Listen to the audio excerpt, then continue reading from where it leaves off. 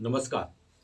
तबसरा आज दोपहर तक में एक बार फिर आपका स्वागत है और मैं हूं दर्शपल गुप्ता और मेरे साथ है वरिष्ठ पत्रकार सतीश वर्मा जी। सतीश जी, कल हमने जो पामपुर की खबर चलाई थी जी तो वहाँ पे जो बच्चों को अनाथ बच्चों को बेचा जा रहा है, जी कोरोना काल में जिन बच्चे अनाथ हो गए थे जी उन बच्चों को बेचा जा रहा है, तो उस पर एडमिनिस्ट्रेशन ने और पुलिस ने कार्रवाई की है जी और वहाँ 2 आदमी जो है अरेस्ट किए गए हैं। जी और इसके साथ साथ आगे भी जो ऐसी ऑर्गेनाइजेशंस हैं जी उनके ऊपर एक्शन लिया जा रहा है, इस पे हम चर्चा करेंगे। जी और आज जो है अंतर्राष्ट्रीय दिव्यांग दिवस है, जी लेकिन हमें दुख के साथ कहना पड़ता है कि इन्हें हम याद तो कर रहे हैं अंतर्राष्ट्रीय स्तर पर, लेकिन आज भी ये सड़कों पर प्रोटेस्ट कर रहे हैं अपनी जीवन शैली के लिए। बिल्कुल। और तीसरी खबर जो है जिसे हम हर रोज तकरीबन चर्चा कर रहे हैं, कांग्रेस के गुलाम नबी आज़ाद को जी कि वो किस तरफ जा रहे हैं, किस तरफ अपनी ज़मीन तलाश कर रहे हैं। जी तो आज उन्होंने कहा है कि मैं कांग्रेसी हूँ, हाँ कांग्रेस का ही सिपाही हूँ।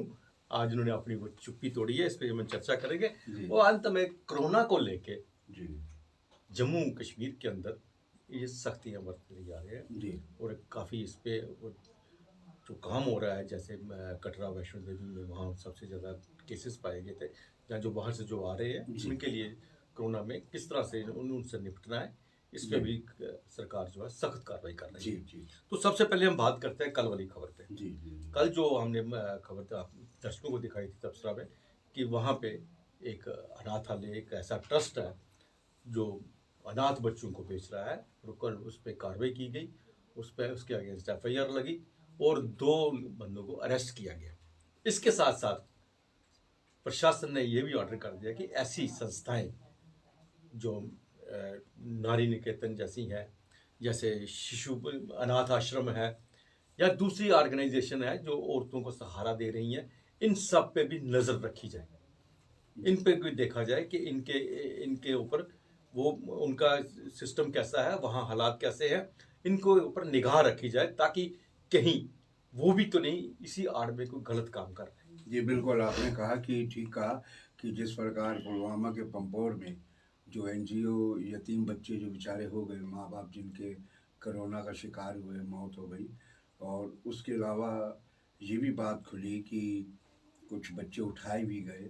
ये खुलासा शायद ही हो पाता अगर इसके संचालक दिल्ली में किसी शख्स से बात ना करते होते। 75,000 का एक बच्चा और 1.5 लाख में जोड़े की बात चल रही थी, वो सब उन्होंने स्टिंग करके उनको पकड़ा था। तो मैं समझता हूँ कि ये बड़ा हॉरेबल, डरावना, और ये कहा जाए कि मानव जाति पे कलंक वाला आपराधिक मामला है। और ये शुक्र है कि देर से सही, देर इसलिए कह रहे हैं कि इस प्रकार की जब संस्थाएं चलती हैं तो वहाँ आस पड़ोस के लोग तो देखते होंगे, उनकी भी तो जिम्मेदारी, सिविल सोसाइटी की जिम्मेदारी है। पुलिस का आखिर खुफिया विभाग क्या कर रहा था, इतने दिनों से गोरख धंधा चल रहा था, ये तमाम बातें उठ रही हैं। लेकिन इस बीच अच्छी बात यह है कि वहाँ जो समाज कल्याण की जो प्रमुख हैं शीतल नंदा, उन्होंने इस बाबत कश्मीर पुलिस के आईजी विजय कुमार से कहा और जो दूसरी संस्थाएं महिलाओं बालकों से जुड़ी उनको एक्शन लेने के लिए कहा। तो कल 2 गिरफ्तारियाँ तो हुई हैं, उनके उनके एनजीओ के दफ्तर में छापे पड़े हैं, सील कर दिया गया, ये तमाम कार्रवाई चली हैं। लेकिन इसके साथ अच्छी बात यह है कि उन्होंने अब बाकी भी जितने महिलाओं से जुड़े आश्रम हैं, बच्चों से जुड़े आश्रम हैं, एनजीओ जो इनको चलाते हैं इनके नाम से, उन तमाम की ऑडिट कराने की बात की है। तो उन पर नज़र रखी जाए कि आखिर क्या उनकी करतूत, क्या कार्यशैली रही है। तो ये अच्छी बात है, कम से कम एक प्रशासन, पुलिस का एक खौफ तो हो। बिल्कुल ऐसा तो नहीं हो कि वो बेखौफ होकर अपना गोरधंधा कर रहे हैं, और वो जो मासूम बेचारे बच्चे जिनके माँ बाप चले गए, उम्र कुछ नहीं है, कई नवजात, तो बदकिस्मत बच्चे हैं बेचारे, और उन बच्चों का ये धंधा कर रहे हैं, ये तो बहुत ही कलंकित बात है। और मैं समझता हूँ ऐसे आदमी को कतई बख्शा नहीं जाना चाहिए। और जिस तरह की ऑडिट रिपोर्ट की बात कही जा रही है, चीफ सेक्रेटरी ने कल एक बैठक लेके फैसला लिया, मैं कल बहुत अच्छी बात है। जितने भी अब कदम उठाए जा, देर सही लेकिन अच्छे कदम उठाए जा रहे हैं। हम प्रशासन से ये भी रिक्वेस्ट करेंगे कि इस मामले में किसी को नहीं बख्शा जाना चाहिए, चाहे वो कितने भी सलूक वाला आदमी। चूँकि आमतौर पर ये होता है कि एनजीओ मैक्सिमम पॉलिटिकल कनेक्शन वाले, ब्यूरोक्रेटिक कनेक्शन वाले लोग और पैसे वाले लोग चलाते हैं, तो बेलिहाज इन पे कार्रवाई होनी चाहिए। बिल्कुल बिल्कुल सही कहा आपने। श्री जी, आज दिव्यांग अंतर्राष्ट्रीय जी दिवस है। तो आज में से सारा देश उनके लिए बहुत बातें कर रहा है कि हम उनके लिए यही करेंगे, वो करेंगे। लेकिन हकीकत में ये है कि आज जम्मू में भी और कश्मीर के अंदर भी ये बेचारे प्रोटेस्ट कर रहे हैं। बहुत सी एसोसिएशंस हैं जो अपनी जीवन को जीने के लिए इनसे मांग कर रही है कि हमें सहारा ही नहीं है और हमारे नाम को सिर्फ बदनाम किया जा रहा है, हमें कुछ भी नहीं मिल रहा। इसमें से हम बात करेंगे, साथ में ही क्रिकेट एसोसिएशन है, जो ब्लाइंड क्रिकेट एसोसिएशन है, जी वो भी सड़क पर है। जी उन्होंने भी आज प्रोटेस्ट किया है और उनका कहना है कि जब हम भी खेलते हैं तो हम भी रणजी भी खेल रहे हैं, सब कुछ खेल रहा है, लेकिन हमें वो फैसिलिटीज़ नहीं मिलती जो दूसरे जो प्लेयर्स हैं, खिलाड़ी हैं, उनको मिलती है। और हमें भी वो सब फैसिलिटीज़ वैसे ही मिलनी चाहिए, चाहे हम खेल तो हम भी रहे हैं, लेकिन हम ब्लाइंड है, इसका मतलब ये तो नहीं कि हमसे ये सारी चीज़ें छीनी जा सकें और हमें भी पूरी फैसिलिटीज़ दी जा सके। क्योंकि अब cricket association, Jammu cricket association के एडमिनिस्ट्रेशन ब्रिगेडियर अनिल गुप्ता आए हैं, तो चूँकि एक अच्छे ईमानदार एडमिनिस्ट्रेटर हैं और काफ़ी चेंजेस भी लाए हैं, तो हम चाहेंगे भी कि वो इस बात पर खासकर जोर दें और देखें इस बात को। क्योंकि आपको पता ही है, क्रिकेट एसोसिएशन जम्मू कश्मीर की घोटालों में रही है। डॉक्टर फारूक अब्दुल्ला इसके प्रेसिडेंट आरोपित किए जाते थे, उनके ऊपर करोड़ों रुपए का घोटाला है। तो अब ब्रिगेडियर साहब इस पे ऊपर कैसी निगाह रखते हैं, क्या करते हैं, उसके लिए भी बड़ा जरूरी है देखना। लेकिन इस बात को लेकर चिंता की बात आई है कि जिनका दिन हम आज मना रहे हैं, जिनके लिए हम सब कुछ कर रहे हैं, वो कह रहे हैं हम सड़कों पे खड़े हैं, हमारे लिए कुछ नहीं हो रहा। जी बिल्कुल, आप ठीक है। दरअसल ये एक माइंडसेट और सिस्टम की बात है। नौकरशाही में ऐसा एक सिस्टम ईजाद हो चुका है, वो समझते हैं यार छोड़िए, बेकार के काम है। जब तक नौकरशाही इनको इंसानी नज़रिए से नहीं देखेगी, वो चाहे छोटा बाबू हो या बड़ा बाबू या पॉलिटिकल लोग जो एमएलए, एमपी, कारपोरेटर बन जाते हैं, ये उनकी भी जिम्मेदारी है, नैतिक जिम्मेदारी है, सामाजिक जिम्मेदारी है, चाहे कानूनी जिम्मेदारी हो या ना हो। मैं समझता हूँ कि आप देखिए ना, जब अंतर्राष्ट्रीय दिवस आते हैं, आज दिव्यांगता अंतर्राष्ट्रीय दिवस है, इसी प्रकार अंतर्राष्ट्रीय पर्यावरण दिवस भी आता है, जो उसी प्रकार बड़े बड़े फंक्शन लाखों रुपए बर्बाद कर दिए जाते हैं सिर्फ दिखावे के लिए, खबर छप जाए, मीडिया में आ जाए, लो जी हमने मनाया। आप ये देखिए, इनकी स्थिति कमोबेश वैसी ही है जैसी तविशी नदी सूर्यपुत्री तभी की है। हर साल मनाया जाता है पर्यावरण दिवस, लेकिन वो अपनी किस्मत में जार जार रो रही है कि आखिर हुक्मरानों मेरी तरफ कब देखोगे। ये जिसको सूर्यपुत्री का दर्जा दिया गया है, ये उसका हाल है। और ये तो चाहे दिव्यांग है। और देखिए ना, श्रीनगर में भी हमने देख रहा था कि सवेरे वहाँ भी प्रोटेस्ट हुए हैं, यहाँ भी प्रोटेस्ट हुआ है, और बल्कि प्रोटेस्ट करते हुए पुलिस के साथ पुलिस ने धक्का मुक्की भी किया है। मैं समझता जो बेचारे इस हाल में है, कुदरती हाल में है, उनके प्रति मानवीय दृष्टिकोण अपनाना चाहिए, सहानुभूति रखनी चाहिए। और मैं समझता हूँ ऐसे लोगों का काम करके आदमी को अपना जीवन बेहतर बनाना चाहिए।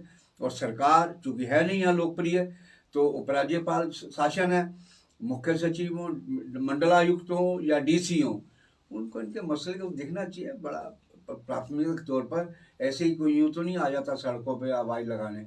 जब सड़कों पे उतरे हैं ये बेचारे, पता नहीं कहाँ से किस किस साधन से पहुँचे होंगे जहाँ प्रोटेस्ट स्थल तैयार किया। तो मैं समझता हूँ ये बड़ा एक मानवीय मुद्दा है, इस पे प्रशासन नौकरशाही को समझना चाहिए। और चाहे मुद्दा श्रीनगर का हो या जम्मू का हो, चाहे देश के अन्य हिस्सों का हो, सब जगह एक समान, सकारात्मक और एक ऐसी सोच होनी चाहिए ताकि इनके मसलों का हल हो सके। और जैसा हमने कहा कि ब्लाइंड क्रिकेट एसोसिएशन का, बिल्कुल, तो ब्रिगेडियर अनिल गुप्ता जी से हम उम्मीद करते हैं बिल्कुल कि वो इनके साथ बात करके और इस मसले को हल करेंगे। क्योंकि जब से वो आए हैं, एडमिनिस्ट्रेटर बने हैं, तब से काफ़ी मसले हलचल हुई है और अच्छे हमारे यहाँ से प्लेयर्स जो है नेशनल लेवल पे और इंटरनेशनल लेवल पे खेलने के लिए बाहर निकले हैं। बिल्कुल जी बिल्कुल। आज़ाद साहब की बात करते हैं, जैसे रोज़ हम जो चर्चा कर रहे हैं कि आज़ाद साहब आजकल बहुत खबरों में है और जगह जगह घूम कर रैली कर रहे हैं। उनके ऊपर आरोप यही लग रहे थे कभी कि वो भारतीय जनता पार्टी की तरफ जा रहे हैं, तो यहाँ अपनी एक नई पार्टी बना रहे हैं। आज उन्होंने थोड़ी चुप्पी तोड़ी है और कहा है कि मैं कांग्रेसी सिपाही हूँ और कांग्रेस में ही रहूंगा। नहीं, देखिए, आजाद साहब की मजबूरी ये है कि उन्होंने G23 ग्रुप बनवा दिया दिल्ली बैठ के। उसमें बहुत से लोग शिकार भी हो गए, कपिल सिब्बल जैसे और दूसरे लोग भी। लेकिन मैं कपिल सिब्बल का बयान देख रहा था, ममता बनर्जी ने जिस प्रकार यूपीए को लेकर कटाक्ष किया, बड़ा आपत्तिजनक। उस पर जो जवाब दिया कपिल सिब्बल ने, उन्होंने इतना करारा जवाब दिया, मैं समझता हूँ कि ऐसा लगता है कि वो उस असंतुष्ट धड़े के नेता भी शामिल हो। आजाद साहब का समस्या यह है कि आजाद साहब आज जिस प्रकार सक्रिय हुए हैं, अगर ये सक्रियता उन्होंने पहले दिखाई होती 5 साल पहले, 4 साल पहले, 3 साल पहले, तो यहाँ कांग्रेस संगठन खड़ा होता। लेकिन ये मजबूरी में उठाए गए कदम है।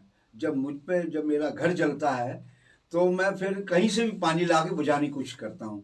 पड़ोसी का जला हो तो कहता जलने दो। तो आजाद साहब की स्थिति वही है। उन्होंने इसलिए बात कही है क्योंकि लगातार इस प्रकार के राजनीतिक हल में बात कही जा रही है कि आजाद साहब, जिस तरह हम चर्चा कर रहे हैं पीबी न्यूज़ लाइन पे अक्सर करते हैं, वो अपनी ज़मीन नाप रहे हैं कि मैं कितनी ज़मीन पे खड़ा हो सकता हूँ। फिर उसके बाद जिस प्रकार कैप्टन अमरिंदर सिंह पंजाब में कह रहे ऐलान कर रहा हूँ, लेकिन अब तक ऐलान नहीं किया। सिमिलर स्थिति गुलाम नबी आज़ाद की है। वो भीड़ देख रहे हैं कितने लोग आ रहे हैं, लेकिन दिलचस्प बात है, फिर हम कहेंगे उनके पीछे जो बैनर लगे हैं, बैनर पे सोनिया गांधी, प्रियंका गांधी, राहुल गांधी और डॉक्टर मनमोहन सिंह के चित्र भी लगे हैं, आजाद साहब भी लगे हैं। तो आजाद साहब को ये समझ आ रहा है कि जो लोग आ रहे हैं जरूरी 100% मेरी वजह से आ रहे हैं। तो वो अभी ऊपो की स्थिति में करे तो करेगा। इसलिए एक सवाल के जवाब में उन्होंने कहा जी मैं कांग्रेस का वफादार सिपाही हूँ। भाई, वफादार सिपाही कौन मना कर रहा है? लेकिन जिस तरह तुमने पिछले दिनों बयानबाजी की, कभी अपने घर के मुखिया पर कोई नहीं बोलता, चाहे मुखिया सही हो या गलत हो। तुमने खुलेआम उसको ललकारा अपने पार्टी वाला कमान को। आप जिंदगी भर नामांकित होते रहे, नॉमिनेट होते रहे, चीफ मिनिस्टर पहले बने, चुनाव नेपाल में लड़ा, जम्मू कश्मीर का राज्यसभा में मेंबर बनते रहे लगातार, केंद्रीय मंत्री बनते रहे, वर्किंग कमेटी में मेंबर बनते रहे, इवन जनरल सेक्रेटरी बनते रहे। तब तो आपने नहीं कहा कि हमें इलेक्शन से आने दीजिए। मतलब जब आप नॉमिनेशन होता रहा तब तो आप ठीक थे। अब जब आपको राज्यसभा दोबारा नहीं मिली तो आप कह रहे हैं जी पार्टी अलोकतांत्रिक हो गई। तो ये तर्क चलते नहीं है आज दिन। और यही वजह है उन्होंने पैमाइश करके देख ली है। जो उनके साथ यहाँ जम्मू कश्मीर में एक्स विधायक हैं, एक्स मिनिस्टर हैं या दूसरे पदाधिकारी हैं, उन्होंने भी शायद उनको साफ तौर पर कह दिया कि अगर अलग पार्टी बनाएंगे तो हम विचार करेंगे। विचार का मतलब ये है कि उनको पता है कि अगर हमें जम्मू में पॉलिटिक्स करनी है तो यहाँ लड़ाई बीजेपी वर्सेस कांग्रेस की है। ठीक है, नेशनल कॉन्फ्रेंस में 1-2 सीटें जीतती है, लेकिन मुख्य तौर पे लड़ाई कांग्रेस वर्सेस बीजेपी की है। तो आजाद साहब कौन सी पार्टी में तीर मार लेंगे, तीर बना भी लेते हैं, ये उनको अच्छा एहसास है। इसलिए उन्होंने कहा कि मुझे संपर्क बहुत पार्टी कर रही है। ये दबाव बनाने की कोशिश है पार्टी अलग मान, देखो जी मेरे को पूछ बड़े रहे हैं लेकिन मैं जा नहीं रहा। तो ये लग रहा है कि ये फिर यू टर्न लेके फिर उसी रास्ते पे आने की कोशिश कर रहे हैं कि जहां कांग्रेस को रास्ता जाता है, ताकि पार्टी आलाकमान ये समझे कि मैं देखिए अभी भी आपके प्रति वफादार हूँ, पार्टी के ऊपर वफादार हूँ, मुझ पर आप करीब यकीन करिए। बिल्कुल सही कहा। सही, जैसे हम रोज बात करते हैं कोरोना को लेकर जी, कोरोना की जो बढ़ती हुई जो पोजीशन है यहाँ पे जम्मू कश्मीर में भी बहुत से केसेस जो है, माता वैष्णो देवी जो ट्रैवलर्स हैं तो उनको तो काफ़ी को वापस भेज दिया गया है जी, और क्वारंटाइन के लिए भी इन्होंने अलग से होटल भी रखे हैं। लेकिन फिर भी अभी भी जिस तरह से इस पे सवाल उठता है कि 84 जो 84 के करीब जो है माता वैष्णो देवी पहुंचे हैं, वो किस तरह पहुंच गए। बिल्कुल, मतलब आप जब देख रहे हो कि देश के अंदर कोरोना बढ़ रहा है और सब रियासतें जो हैं उसके रोकथाम के लिए कर रही हैं, उस खासकर WHO ने एडवाइजरी इशू की है, फिर आपका लखनपुर का टेस्ट और रेलवे स्टेशन का टेस्ट, दर्शनी ड्यूटी का टेस्ट, ये सारे टेस्ट किस तरह से फेल होते गए और किस तरह से वहां से बिना टेस्ट लोग चले गए। अगर यही हालात रहे तो आने वाले दिनों में जम्मू कश्मीर की क्या हालत होगी तो भगवान ही जाने। देखिए, दिवाली से मैं दिल्ली से लौट कर आया तो मैं जाहिर है कि रेलवे स्टेशन पर उतरा था। मैंने उनसे कहा भाई मैंने दोनों टीके लगवा रखे हैं, जाइए ना। मैंने कहा दिखाऊं? नहीं आप जाइए। कहने का मतलब यह है कि वो जो कवायद हो रही है स्टेशन पे, आप जिस ओर आपने इशारा किया है, 100% यही बात है। आपने जिस ओर इशारा किया, ना यहाँ ईमानदारी के टेस्ट हो रहे हैं, ना कटरा रेलवे स्टेशन पे हो रहे हैं, ना दर्शन जोड़ी पे, तभी वो पहुंच गए ना ऊपर। जी मजबूरन जब वहाँ ये मामला संज्ञान में आया तो हड़कंप मचा वहाँ। इसीलिए CEO जो हैं श्राइन बोर्ड के रमेश कुमार IAS, उन्होंने कहा कि इनको वापस करिए।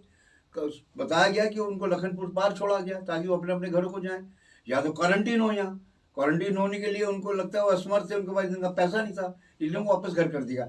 तो मेरा मानना यह है कि कुछ जगह ये नहीं हम कह रहे 100% फ्रॉड हो रहा है, फरलोबाजी जिसे कहते हैं, वो नहीं हो रहा, लेकिन कुछ लोग हैं, कुछ अमला है जो पूरी तरह लापरवाही बरत रहा है, जिसके कारण ये महामारी हमने झेला है। इस साल के शुरू में जिस तरह महामारी ने कितने लोगों को जम्मू में ले लिया, दिल्ली और उत्तर प्रदेश का हाल तो ये था कि एम्बुलेंस की आवाज़ सुनते ही लोगों को दिल बैठने शुरू हो जाते थे। किस तरह डेड बॉडियाँ शमशान घाटों पर, फुटपाथों पे पड़ी हुई थी, और जब यूपी में तो गंगा में तैर रही थी। हिंदू रीति के मुताबिक कभी कब्र नहीं बनती, हिंदू कब्र बनवानी पड़ी, वहाँ लकड़ियाँ कम पड़ गई। तो मैं समझता हूँ ऐसी भयावह स्थिति से बचने के लिए ज़रूरी है लोग भी अपनी जिम्मेदारी समझे, वो भी झूठ ना बोले, उनको भी ईमानदारी से, वो आप भी फंसते हैं और 4 लोगों को फंसाते हैं। जो आए बाहर से ट्रैवलर, चाहे श्रद्धालु के रूप में आए या सैलानी के रूप में, उन सब की जिम्मेदारी, नैतिक जिम्मेदारी है कि आप ईमानदारी टेस्ट कराएं। अगर आपको बीमारी है तो मत आए, अगर नेगेटिव रिपोर्ट है तो आप आए। बिल्कुल सही। तुम आ रहे हो तुम माता के दरबार में और तुम फरेब करोगे तो उसका क्या मतलब उस दर्शन का? तो प्रभु भी नहीं कहते कि आप फ्रॉडगिरी करिए, प्रभु कहते हैं कि मुझसे दूर रह के भी मेरी पूजा कर सकते हो, ये नहीं कि तुम मेरे करीब आगे पूजा करो।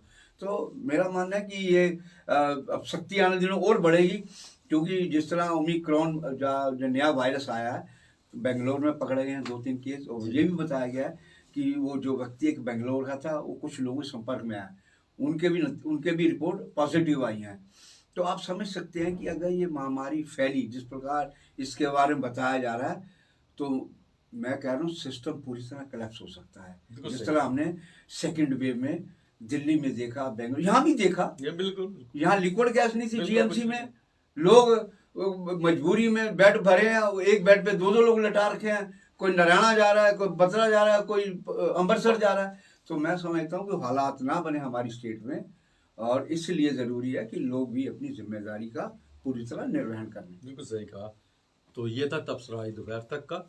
बाकी खबरों के लिए आप देखते रहें पीपी न्यूज़ लाइव। नमस्कार। नमस्कार।